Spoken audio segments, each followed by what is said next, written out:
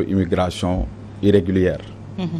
waaye gouvernement du Sénégal bi nga xam ne nii moom mooy la voie autorisée à travers le ministère des Affaires étrangères et des Sénégalais de l'extérieur dafa génnee communiqué wax ne loolu amul bi mu waxee ne loolu amul préciser ne am na 260 ñaar téeméer ak juróom benn fukki nit yoo xam ne ci côte marocaine yi foofu lañ amee woon jafe-jafe ba marocains yi jàppale leen ba ñooñu ñu indi leen dellu si leen si jàmm ak salaam kon donc su fekkente ni gouvernement bi wax na man version officielle état Sénégal moom laay jël jiital ko que di jël version ONG parce que ONG ba dafa wax mais ba léegi ñun gisuñu ay preuves yu ñu indi wane ne loolu am na donc man mënuma d'accord ne ONG bu nekk tugal moom moo gën a crédible gouvernement du Sénégal ba tax ma ne gouvernement Sénégal li mu wax daf ci dem ak légèreté parce que état la bu doon état Espagne parce que parallélisme des formes dafa am état Sénégal gouvernement Sénégal wax na à travers le ministère des Affaires étrangères du ab ONG moom moo koy weddi te indiwul lu tax mu weddi ko kon donc man pour man wax ji Sénégal wax moom laa gëm gisuma ci légèreté te boo seetloo li Sénégal wax à travers le communiqué wane ne moom mu ngi topp ay nitam parce que ña amoon problème Maroc delloo si nañ leen ànd ci ak autorité marocaine yi ñooñu confirmer ko mais bi amul benn autorité espagnole bu wax ne li ONG bi wax am na. mais dafa am loo xam ne aussi daf ñu xaw a jaaxal mooy gouvernement bi daanaka ci ay chiffres la ñuy nekk lu toll ak 260 lañ wax que ni en tout cas secourir nañ leen ci fi nga xam ne moo di Maroc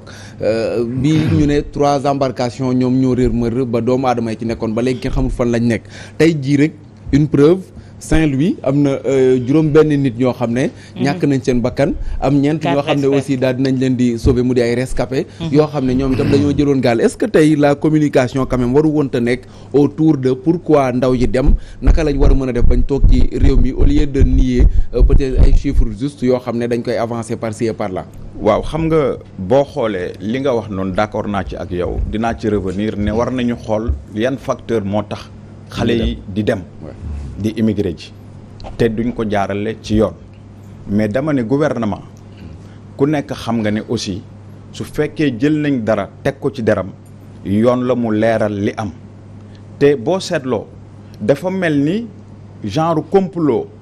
boo xam ne ci 3e candidature bi amoon na ñuy wax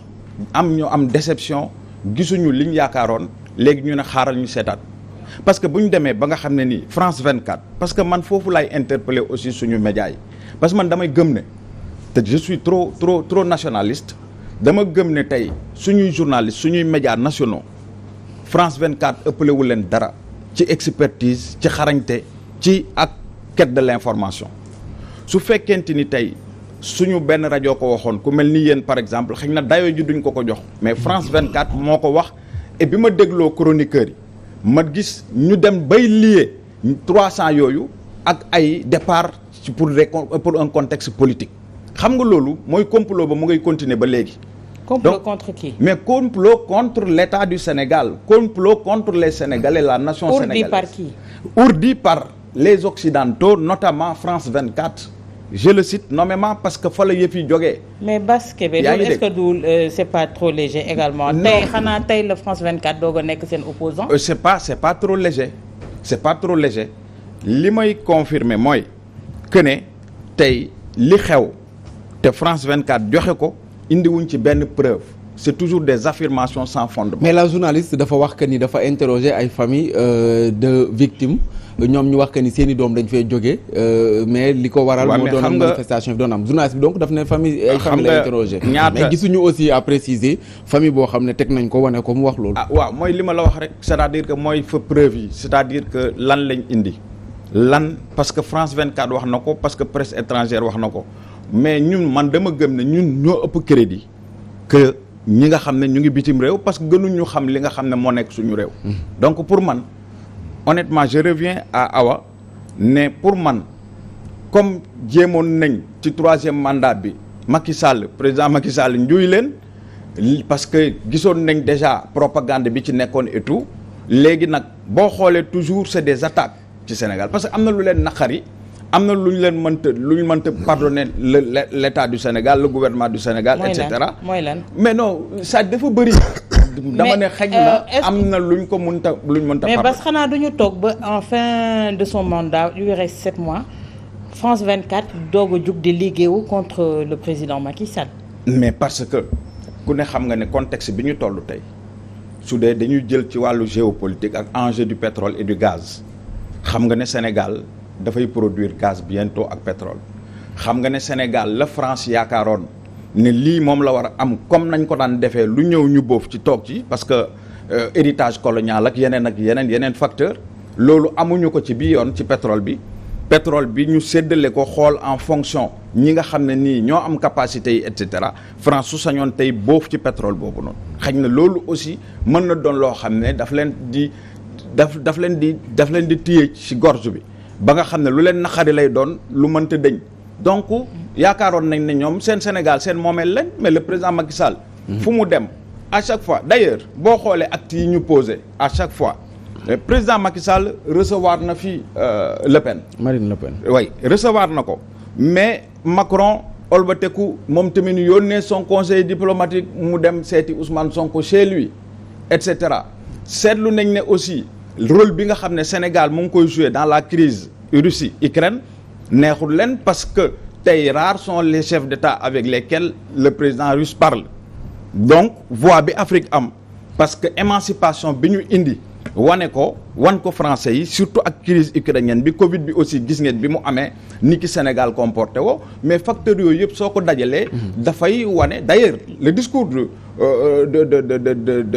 comment dirais-je de Macron depuis un certain temps mu ngi xool naka la mën a xëccee africains yi pour ñu dellu si donc vous voyez comme am nañu chef d'état yu porté loolu porté leen ci G20 et cetera ba Afrique doog léegi orientation wu débat bi parce que sànq maa ngi la koy wax chiffres yi au lieu de ngeen concentré wu ci pourquoi nit ñi di quitter naka lañ war a mën a def bañ rester fii mais ñi ngi naan gaal yi dem na gaal yi demuñu am na ñu secourir déjà rek le gouvernement kon accepté na que ni am na ñu doon dem parce que le fait que ñu ne lu toll ak 260 sauvé nañ leen ci waaxi Maroc cela veut dire que am na ñu doon dem ci mbëkk mi Barça wala Barsaq. non mais Sénégal le gouvernement n'a jamais nié que ne am na ñuy dem de façon irrégulière di génn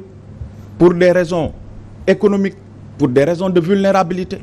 yooyu yëpp am na fi seen loxo ngi ci c'est-à-dire kuy jiite réew forcément lu xew yow am nga ci responsabilité il faut être honnête maintenant malgré tout am na ay politique c'est-à-dire que li ñu bëgg a croire aux gens boo xoolee li ñuy utiliser ñoom ñëpp li ñu bëgg a wan loon nit ñi mooy que ne woy problème politique a tax nit ñi di dem c'est-à-dire que lien boobu ñu bëgg a def mooy complot bi encore une fois d'accord tey Georges le complot a changé de camp tey jii c'est l'Hexagone qui complote contre un pays africain le Sénégal à entendre Bass Kébé ci li nga xamante ne moom mooy justificatif yi muy joxe par rapport ak l'immigration mais par rapport également ak la stabilité politique du Sénégal tey jii ñoom ñoo ciy dugal seen loxo di ko xam. waaw bon pour un peu répondre ou bien en tout cas parler dans le même sens parfois que Bass Kébé, c'est que les États n'ont pas d'amis, ils n'ont que des intérêts. Ça c'est vrai, c'est indéniable. Léegi France xam na que bon président Macky Sall nekkatul moo nekkoon seen leur ami, il n'est plus, en tout cas il nous reste que quelques mois au pouvoir. Naturellement, la France ne peut pas continuer à collaborer comme elle le faisait avant. Bon, ça c'est maintenant des problèmes géopolitiques yoo xam ne ça va au-delà de cette histoire d'immigration clandestine. L'immigration clandestine, man déglu naa au-delà de ces chiffres-là, et 300 et 200 et tout ça, portés disparus, ñii ñu secouru leen. Mais porter disparu, ça c'est le langage qui sied un truc dans de telles circonstances. Parce que xamoo ndax ñoom effectivement dañu dee si kii bi parce que mën na nekk ils ont été secourus par des chalutiers ou quelque chose comme ça. 200 300 c'est pas important parce que dans leur communiqué là bi ministère bi def dañu ne c'est à partir de la période du 28 juin au 9 juillet la ñu constaté dañu am écho comme quoi qu'il y a des Sénégalais qui ont eu des déboires en haute mer. OK, et que c'est 260 Sénégalais. Même moi je l'ai dit tout à l'heure à l'émission radio, c'est pas forcément, ils font pas forcément des Sénégalais. J'ai écouté également le maire de Kafountine. Il a dit que Kafountine est devenu genre yoon la pour rejoindre les îles Canaries. am na ñoo xam ne c'est des Gambiens, des Maliens, et cetera dans la sous-région. C'est donc devenu un point de départ pour tous ces gens-là. Ils sont pas forcément 360 Sénégalais juste parce que comme tu le sais les gars yi dem immigration clandestine xanaa ñu wax leen ne man Sénégalais là mais parfois ils n'ont même pas leur pièce d'identité pour refuser de se faire identifier et de se faire refouler. Et ça c'est une de leurs stratégies. Donc ñoom ñëpp boo leen laajee mën nekk sax des Gambiens, des Maliens nee na nous sommes des Sénégalais. Parce que sachant tout simplement ou bien espérant tout simplement en cas de truc ñu war leen a refouler dañ leen a refouler vers le Sénégal où ils espéreront repartir encore. Ça c'est vrai. Maintenant il est vrai que à une certaine période on n'avait plus entendu parler de ces pirogues-là en tout cas. Vers Barsac en tout cas amoon na une certaine accalmie mais temps yi subitement ñu commencé di dégg mbir mi mel ni ça recommence de plus belle jusqu'à ce matin on entend encore une pirogue boo xam ne mu yoroon 60 Sénégalais. Bon lié maintenant cette recrudescence du phénomène à des manifestations à Dakar, non, je dis que non, c'est pas ça. Le véritable problème ne saurait être des manifestations à Dakar, au Mali ou je ne sais quoi. Peut-être même au Mali, je peux comprendre. Au Mali, au Burkina, je peux comprendre parce que là-bas, c'est la guerre quand même. Et au Sénégal, non, on n'est pas encore à ce stade-là. Dieu nous en garde. Maintenant, la question qu'on devait se poser,